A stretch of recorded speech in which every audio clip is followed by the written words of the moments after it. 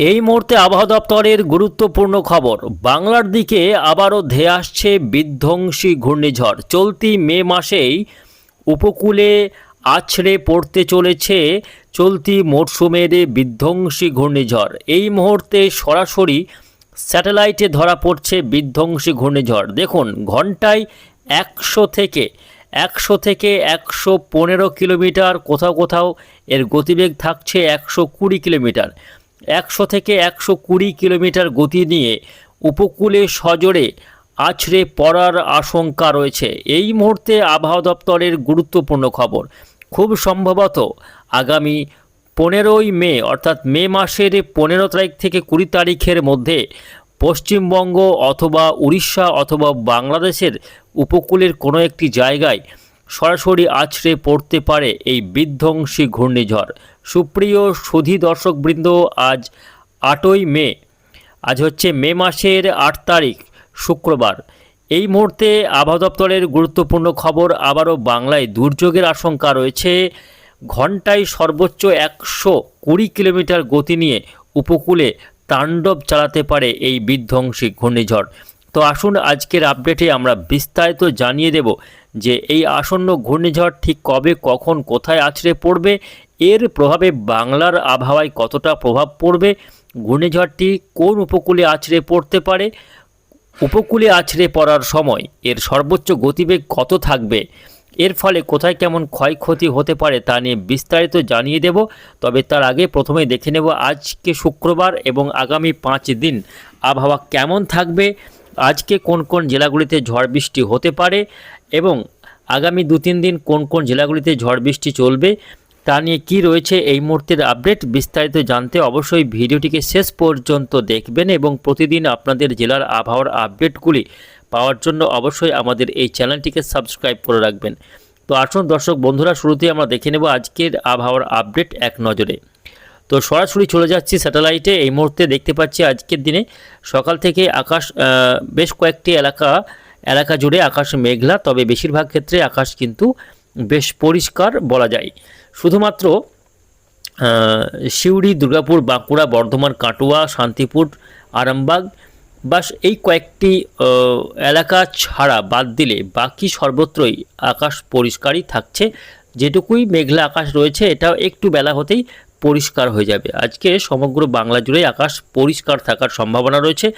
আমরা গতকাল সন্ধ্যা রাত্রে দেখেছি বিকেলের দিকে হঠাৎ করেই দক্ষিণবঙ্গের জেলাগুলিতে দমকা ঝড়ো হওয়ার সঙ্গে বজ্রবিদ্যুৎ সহ বৃষ্টি শুরু হয়েছিল, যার ফলে বিভিন্ন এলাকায় কিন্তু বেশ খানিকটা তাপমাত্রা কমে এবং বিভিন্ন এলাকায় দমকা ঝড়ের সঙ্গে বৃষ্টি লক্ষ্য করা যায়।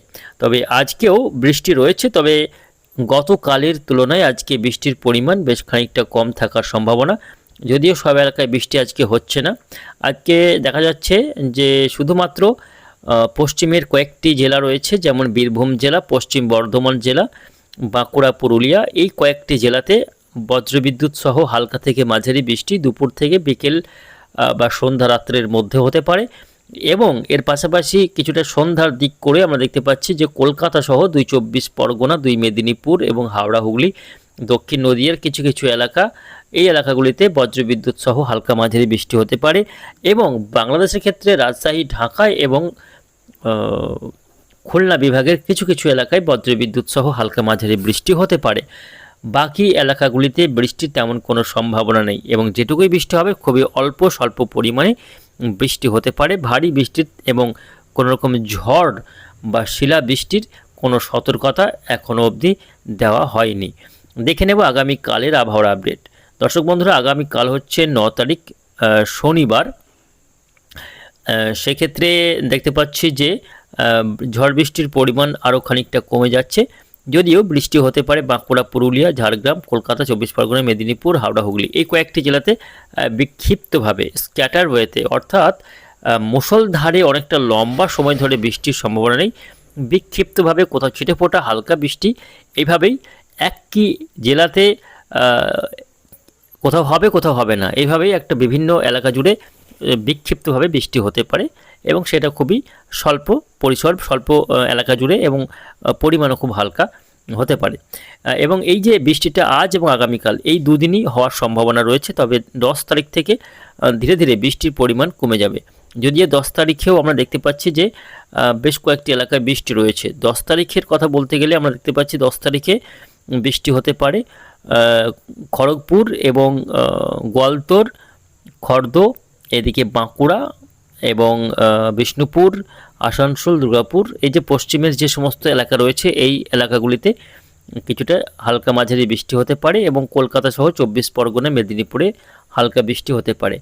আজ, আগামীকাল এবং 10 তারিখ এই 3 দিনই মূলত বৃষ্টির সম্ভাবনা রয়েছে হালকা থেকে মাঝারি পরিমাণে। এই মুহূর্তে একটি ঘূর্ণাবর্ত রয়েছে, জানিয়ে রাখি একটি ঘূর্ণাবর্ত রয়েছে এই বিহার এবং সংলগ্ন এলাকাতে একটি ঘূর্ণাবর্ত রয়েছে, অন্যদিকে উত্তর পশ্চিম ভারতে একটি ঘূর্ণাবর্ত রয়েছে এবং এই দুটি ঘূর্ণাবর্ত বরাবর একটি অক্ষরেখা কিন্তু বিস্তৃত রয়েছে। অন্যদিকে একাধিক পশ্চিমী ঝঞ্ঝাও কিন্তু পাহাড়ের উপর দিয়ে বয়ে যাচ্ছে, পশ্চিম থেকে পূর্ব দিকে সরছে। এই সমস্ত ওয়েদার সিস্টেম রয়েছে, যার ফলে ঘন ঘন বৃষ্টি আমরা দেখতে পাচ্ছি এবং একটি বড় আকারে বিপরীত ঘূর্ণাবর্ত অবস্থান করছে বঙ্গোপসাগরে, যার প্রভাবে প্রচুর পরিমাণে আর্দ্রতার সাপোর্ট কিন্তু রয়েছে। সব মিলিয়ে একটা ঝড় বৃষ্টির সম্ভাবনাকে কিন্তু বাড়িয়ে তুলছে এই ওয়েদার সিস্টেমগুলি।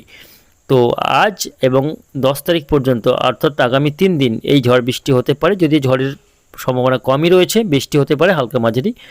11 তারিখ থেকে ঝড় বৃষ্টির পরিমাণ কমে যাবে। 11, 12, 13 এই কয়েকটা দিন আবারও আকাশ পরিষ্কার হয়ে যাবে এবং বৃষ্টি তেমন সম্ভাবনা নেই। 11, 12, 13, 14 তারিখ পর্যন্ত বাংলাতে ঝড় বৃষ্টির আর সম্ভাবনা দেখা যাচ্ছে না। অর্থাৎ আজকে কিছুটা বৃষ্টি হবে, আগামীকাল রয়েছে এবং 10 তারিখ এই 3 দিনই মূলত বিক্ষিপ্ত বৃষ্টিপাতের সম্ভাবনা রয়েছে।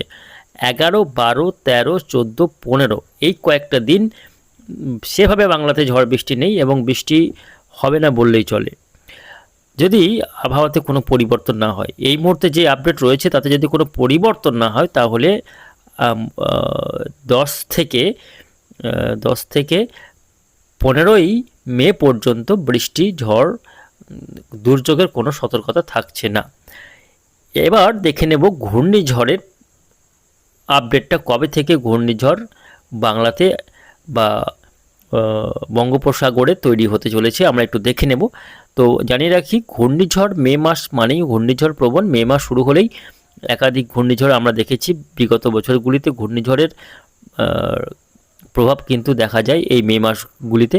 আমরা দেখতে পাচ্ছি এই মুহূর্তে একটু ঝাপটে মোড়ে যাব, দেখতে পাচ্ছি যে একটি ওয়েদার সিস্টেম বঙ্গোপসাগরে ঘনীভূত হতে চলেছে। একটু গ্লোবাল ফোরকাস্টিং সিস্টেমে আপনারা দেখাবার চেষ্টা করব। আমরা শুধু গ্লোবাল ফোরকাস্টিং সিস্টেমই নয়, ECMWF ওয়েদার মডেল থেকেও দেখাবার চেষ্টা করব যে কোন ওয়েদার মডেল কীরকম ঘূর্ণিঝড়ে ইঙ্গিত দিচ্ছে। তো জানিয়ে রাখি, এই যে গ্লোবাল ফোরকাস্টিং সিস্টেম ওয়েদার মডেলটি রয়েছে, এই মডেলে দেখা যাচ্ছে যে আগামী 10 থেকে 12 তারিখের মধ্যে একটি ঘূর্ণাবর্ত তৈরি হয়ে যাবে দক্ষিণ বঙ্গোপসাগরে। সেটা পরবর্তীতে একটু সময় গড়ালেই মোটামুটি 14 তারিখের মধ্যে গভীর নিম্নচাপে পরিণত হবে এবং ধীরে ধীরে সিস্টেমটি মধ্য বঙ্গোপসাগরের দিকে এগিয়ে যাবে। দক্ষিণ থেকে সরাসরি উত্তর দিকে এসে মধ্য বঙ্গোপসাগরে ঢুকে পড়বে আগামী 14ই মে। এবং 14ই মে যখন এই নিম্নচাপটি বঙ্গোপসাগরে তৈরি হবে, বিশেষ করে মধ্য বঙ্গোপসাগরে, তখন কিন্তু হঠাৎই এই নিম্নচাপ আরও খানিকটা শক্তি বাড়িয়ে 15 থেকে 16 তারিখের মধ্যে, আগামী 14 বা 15 তারিখের মধ্যে সর্বোচ্চ ক্ষমতায় পৌঁছে একটি ঘূর্ণিঝড়ে রূপান্তরিত হয়ে যাবে।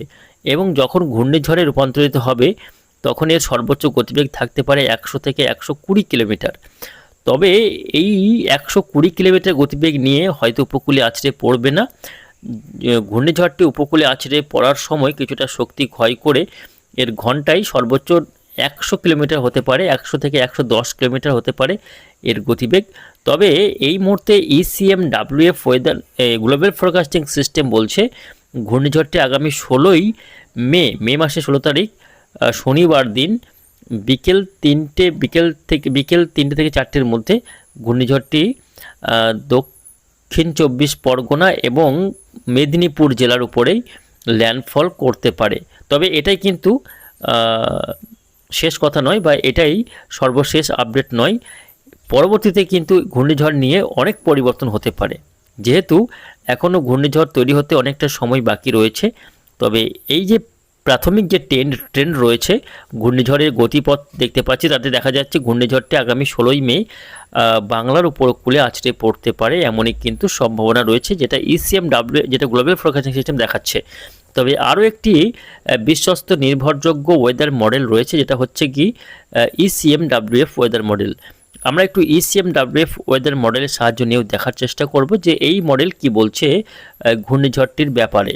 তো সেক্ষেত্রে দেখতে পাচ্ছি যে ECMWF ওয়েদার মডেল বলছে যে আগামী 15 নয় বা 16 তারিখ নয়, 22 তারিখ হতে 22 তারিখের মধ্যে ঘূর্ণিঝড়টি তৈরি হবে মধ্য বঙ্গোপসাগরে। তবে এখনও সেটা কোন উপকূলে আছড়ে পড়বে তা নিয়ে নির্দিষ্ট কোনো গতিপথ দেখাতে পারছে না এই বিশ্বস্ত নির্ভরযোগ্য ওয়েদার মডেল। তবে এখন এই দুটি ওয়েদার মডেলের মধ্যে যে কোনো একটি ওয়েদার মডেল কিন্তু এই বিষয়ে সঠিক এই মডেলগুলি থেকে সঠিক তথ্য পাওয়া যাবে। তবে তার জন্য আমাদের আরও একটু অপেক্ষা করতে হবে। যতদিন না বঙ্গোপসাগরে নিম্নচাপটি তৈরি হচ্ছে ততক্ষণ বলা সম্ভব নয় যে ঘূর্ণিঝড়টি কোথায় আছড়ে পড়বে। তবে খুব সম্ভাবনা রয়েছে হয় উড়িষ্যা অথবা পশ্চিমবঙ্গ অথবা বাংলাদেশ, এই তিনটির যে কোনো একটি উপকূলে আছড়ে পড়ারই সম্ভাবনা সবথেকে বেশি। যদিও এই নিয়ে আমরা পরবর্তী আপডেট আরও বিস্তারিত নিয়ে আসবো, তার জন্য অবশ্যই আমাদের এই চ্যানেলে চোখ রাখুন।